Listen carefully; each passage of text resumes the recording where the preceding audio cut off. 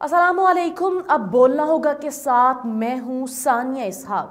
PDM हुकूमत का एक साल, उसका खुलासा करेंगे चंद मिनटों में। आज एक साल मुकम्मल हो गया रजीम चेंज ऑपरेशन को। आज एक साल मुकम्मल हो गया इमरान खान साहब को इस तख्ते सुल्तानी से उतरे हुए। आज 9 अप्रैल, एक साल मुकम्मल हो गया। एक साल मुकम्मल हो गया रजीम चेंज ऑपरेशन को। ये वो दिन था जिस दिन पाकिस्तान के ताकतवर लोगों ने मिलकर सियासतदानों को हुकूमत पाकिस्तान से उतारा था, हुकूमत पाकिस्तान से निकाला था। वजारत से निकलना या हुकूमत से निकलना, निकालना ज़्यादा ही होता है। आज के दिन रजीम चेंज ऑपरेशन हुआ। आज के दिन हुकूमत ख़त्म हो गई। रेड जोन को जाने वाले रास्ते बंद कर दिए गए। हर चीज़ का कंट्रोल किसी और के हाथ में चला गया। डिक्टेटरशिप की कार्रवाइयों से भी आगे निकल गए। कैदियों वाली गाड़ियां वजीर आजम हाउस के बाहर लग गईं। बड़े बड़े कंटेनर्स आ गए। सहाफत के जितने भी लोग थे, जितने भी सीनियर सहाफ़ी क़यादत थी, वो वजीर आजम हाउस के बाहर खड़ी हो गई। मुल्क में सब कुछ नॉर्मल चल रहा था। किसी को भी पता नहीं था कि रात गए ये सब कुछ हो जाएगा। रात के वक्त अदालतें खोली गईं। मुल्क के निज़ाम और सिविल ब्यूरोक्रेसी के अहकामात कोई और देख रहा था। कंट्रोल किसी और के हाथ में चला गया था। वज़ीर आज़म इमरान खान वज़ीर आज़म थे, वज़ीर दाखिला उनका था, हर चीज़ उनकी थी। लेकिन वो सब कुछ होते हुए भी कंट्रोल उनके हाथ में नहीं था, कंट्रोल किसी और के हाथ में था। इन 365 दिनों में जो कुछ भी पाकिस्तान के अंदर हुआ, उसकी मिसाल आज तक नहीं मिलती। सियासत चेंज हुई, लोगों के अंदर शऊर बेदार हुआ, लोग चेंज हुए, लोगों के सामने सियासत का, इक़्तिदार का और मुल्क पाकिस्तान को नुकसान पहुंचाने वालों का चेहरा सामने आया हुआ। कैदियों वाली गाड़ियां वज़ीर आज़म हाउस के बाहर आ गईं, कंटेनर्स आ गए, पुलिस की गाड़ियां आ गईं। मतलब हर तरफ अफरा तफरी का आलम पैदा हो गया। जब इमरान खान साहब वज़ीर आज़म हाउस से निकले तो सिर्फ उनके हाथ में एक डायरी थी।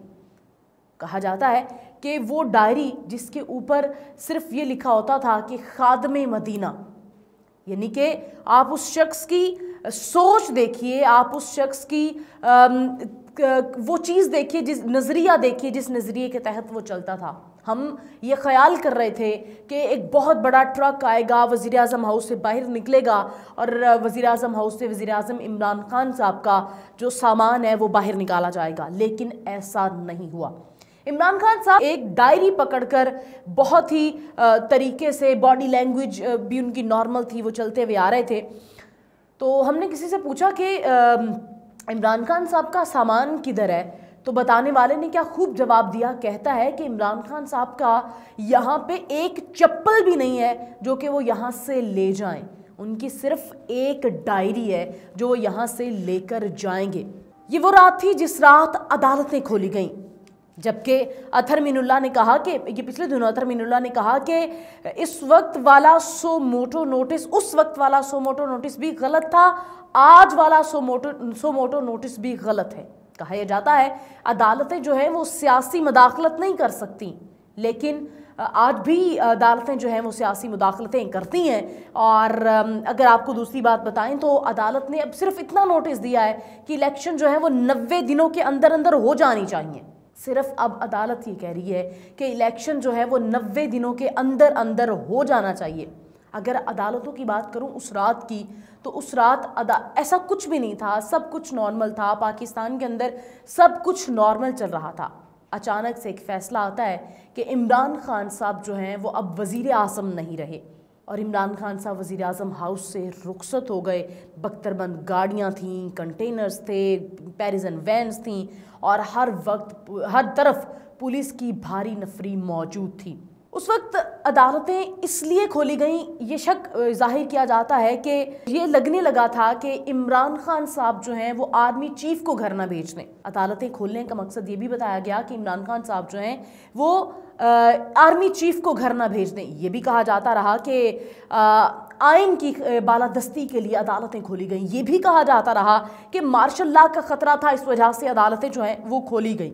अब ये कहा जाता है कि सियासी मुदाखलत जो है वो नहीं कर सकती अदालत जो है। इसके एक साल पहले 9 अप्रैल की रात अदालती मुदाखलतें हलाल कैसे थी, सवाल ये है कि 1 साल पहले अदालती मुदाखलतें हलाल कैसे थी। आज तो अदालत कह रही है कि 90 दिन के अंदर अंदर इलेक्शन जो है वो हो जाने चाहिए।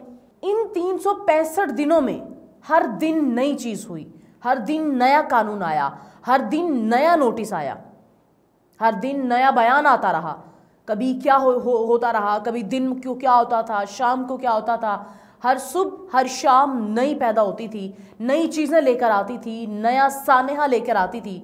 लेकिन एक चीज़ जो इस 365 दिनों में हुई वो ये थी कि पाकिस्तान के अंदर अवेयरनेस आ गई। लोगों को पता चल गया कि 70 सालों से हुकूमत को नुकसान कौन पहुंचा रहा है, हुकूमत को खा कौन रहा है, टैक्स का पैसा कहाँ जा रहा है, हम इन्वेस्ट कहाँ कर रहे हैं, महंगाई लाने वाले इदारे कौन से हैं।